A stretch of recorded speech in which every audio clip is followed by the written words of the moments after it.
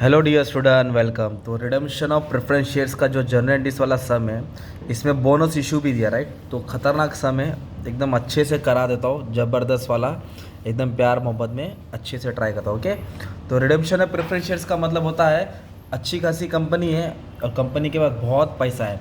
देखो ना, general reserve में 4 लाख है और प्रॉफिट एंड लॉस में 2 लाख है, मतलब कुल मिला के कंपनी के पास 6 लाख जमा किया हुआ पैसा है। और कंपनी क्या कर रही है, प्रेफरेंस शेयर्स का पैसा रिटर्न कर रही है, क्योंकि इक्विटी शेयर लड़का होता है, प्रेफरेंस शेयर लड़की होती है, तो उसको रुखसत करी। तो 10 लाख कंपनी को बंदोबस्त देना है। तो कंपनी कैसे रिडीम कर रही है, redeemable preference share to be redeem at premium of 10%, मतलब 10% प्रीमियम में रिडीम कर रही है। तो फर्स्ट बेसिक एंट्री कैसे पढ़े थे हम लोग को बोलना पड़ेगा, राइट।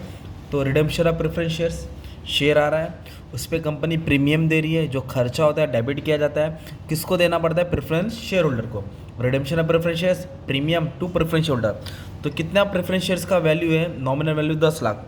प्रेफरेंस शेयर कितना था, 10 lakh. Redeemable preference share 10 lakh लिखेंगे, 1 2 3 4 5 6, मतलब कंपनी को 10 लाख देना है विथ प्रीमियम। कितना परसेंट प्रीमियम दे रही है कंपनी, 10%। तो 10% बोलो तो 1 लाख एक्स्ट्रा देनी है कंपनी को, राइट, 1 लाख एक्स्ट्रा। और टोटल मिला के कितना हो गया, 11 लाख। तो कंपनी 11 लाख किसको देगी, प्रेफरेंस शेयर होल्डर को।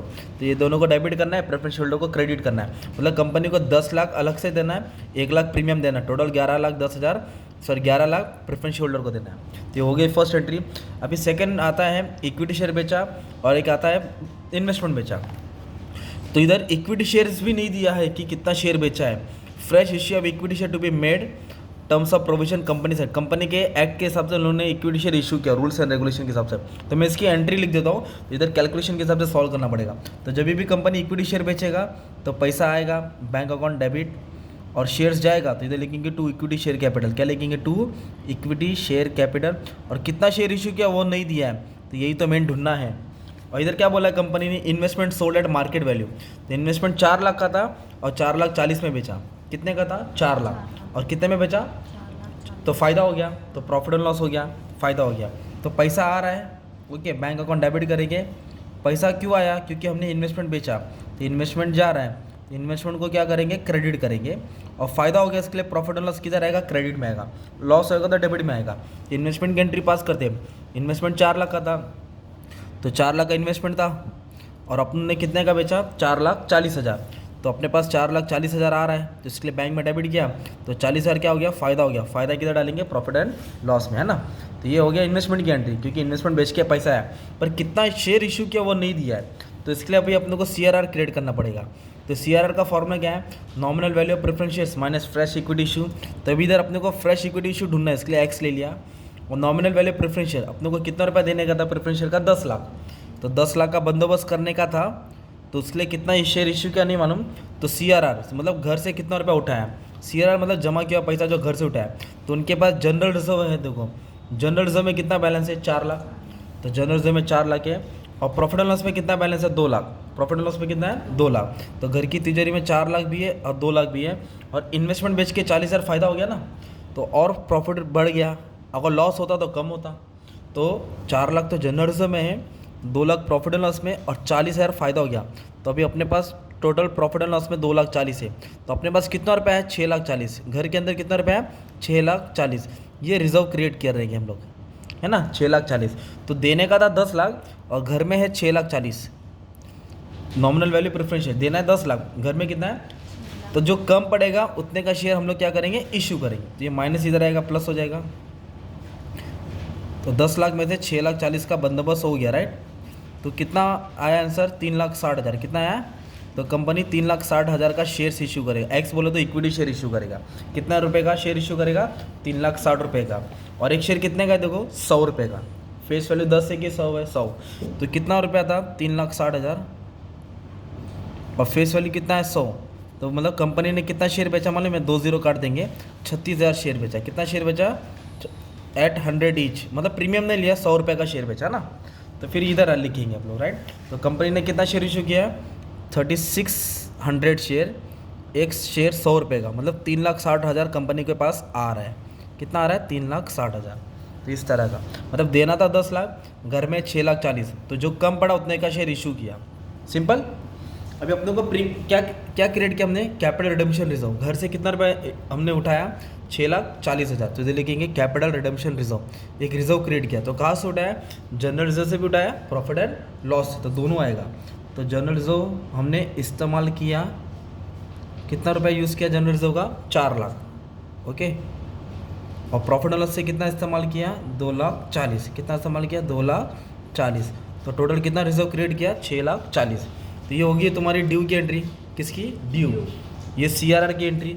अभी प्रीमियम की एंट्री आएगी, किसकी एंट्री आएगी, प्रीमियम। तो प्रीमियम कितना देने का था, 1 लाख। तो ये डेबिट है, तो उसको क्या कर देंगे, क्रेडिट में डाल देंगे। डेबिट है तो किधर डाल देंगे, क्रेडिट में। तो प्रीमियम कितना है, 1 लाख इधर लिख दिया। और 1 लाख कहाँ से दिया हम लोग ने प्रीमियम का पैसा, सिक्योरिटी प्रीमियम, शेयर प्रीमियम में है ना 2 लाख, तो उधर से 1 लाख हमने सेटल कर दिया। तो इधर लिख देंगे security premium account debit, okay. ये अपना प्रीमियम भी क्या हो गया, सेटल हो गया ना। मतलब 10 लाख का भी टेंशन खत्म, 1 लाख का भी टेंशन खत्म। अभी पेमेंट करने का है, तो किसको पेमेंट करने का, प्रेफरेंस शेयरहोल्डर्स को। कितना पेमेंट करने का, 11 लाख। कितना पेमेंट करने का, 11 लाख। तो जब भी पेमेंट करेगा तो एंट्री क्या बनेगी, पैसा जाएगा अपने पास, क्योंकि हम लोग पेमेंट कर रहे हैं। किसको पेमेंट कर रहे हैं, ये क्रेडिट है ना, इसको डेबिट कर देंगे। लिखेंगे preference share holder account debit, क्या लिखेंगे, preference share holder account debit. तो ये अमाउंट लिखने का रहता है, 11 लाख, 11 लाख। पर इधर क्या बोला है, एक बंदा था, अभी इधर तक हो गया, इन्वेस्टमेंट बेचा, अगर शॉर्ट पड़ा तो लोन लेने का था, तो शॉर्ट तो नहीं पड़ा, कंपनी ने प्रेफरेंशियल रिडीम किया है, एक्सेप्ट 1 शेयर होल्डर। एक बंदा था जिसके पास 400 शेयर था। कितना शेयर था, 400। Who could not be trace, मतलब उसने कंपनी को धोखा दिया।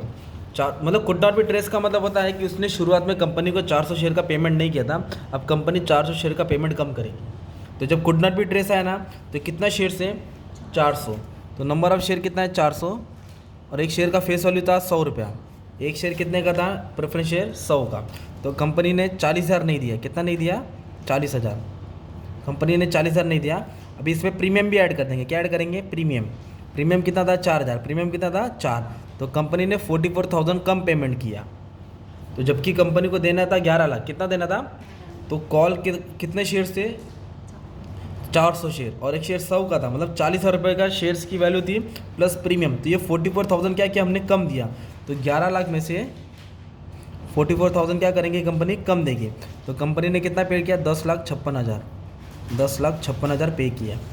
इधर फुल अमाउंट क्यों नहीं लिखा, क्योंकि कॉल का पैसा ट्रेस नहीं होता, तो शॉर्ट करके ऐसे लिख देने का। अगर ये लाइन नहीं लिखा रहता तो 11 लाख सेम डालते थे, राइट। अभी सम इधर भी खत्म नहीं हुआ है, अभी लोगों ने बोनस शेयर इशू किया है। देखो इधर क्या बोला है, subsequently company issue bonus share. क्या दिया, बोनस शेयर। तो bonus share are those share which are given to the free of cost, जो फ्री में शेयर बैठा। इसके बाद शॉर्ट नोट्स भी आएगा, वो भी एक्सप्लेन है। ऑन मतलब बोनस शेयर दिया फ्री में बैठा, 1 equity share for 4 equity share held, मतलब जिसके बाद 4 चॉकलेट है उसको एक कैडबरी दे रही है।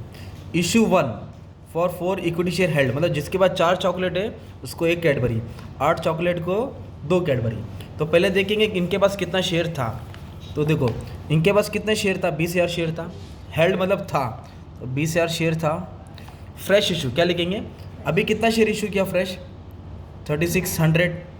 ये तो अमाउंट है ना, डिवाइड करके कितने शेयर है, 3600।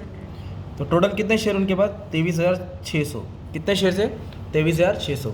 तो टोटल शेयर 23,600 था, 600। और रेशियो क्या दिया लोगों ने, रेशियो दिया है ratio of 1 equity share for every 4 share held, मतलब 1 दिया हर 4 के बदले।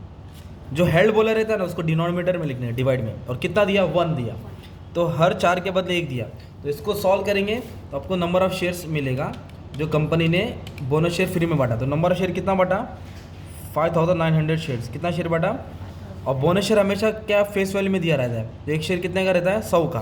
तो कितना रुपया वैल्यू हो गया, 5,90,000। 5,90,000 का कंपनी ने क्या दिया, बोनस शेयर दिया। तो ये बोनस शेयर की तुमको एंट्री याद करना पड़ेगा, राइट। तो बोनस शेयर की एंट्री क्या है, CRR टू बोनस। बोनस हमेशा कैपिटल रिडेम्पशन रिजर्व जो होता है फ्री रिजर्व वहाँ से देती है। तो CRR to bonus, bonus to equity share capital. तो CRR to bonus, bonus to equity share capital. तो CRR टू बोनस लिखेंगे, बोनस क्या क्या डालेंगे, इक्विटी शेयर होल्डर। तो ये अमाउंट लिखने का 5,90,000, 5,90,000। तो bonus to equity share holder, और कंपनी के पास से शेयर्स जा रहा है, राइट। तो कितना शेयर था, 5,900। एक शेयर कितने का था, 100 का था। इधर लिख देंगे 5,90,000, 5,90,000। जब बोनस बोला तो ये 2 एंट्री पास करना, नहीं बोला तो एंट्री पास करने की ज़रूरत नहीं है, ये और ये कैलकुलेशन नहीं आता ना। तो इस तरह तुम्हारा क्या हो गया, सम सॉल्व हो गया, राइट।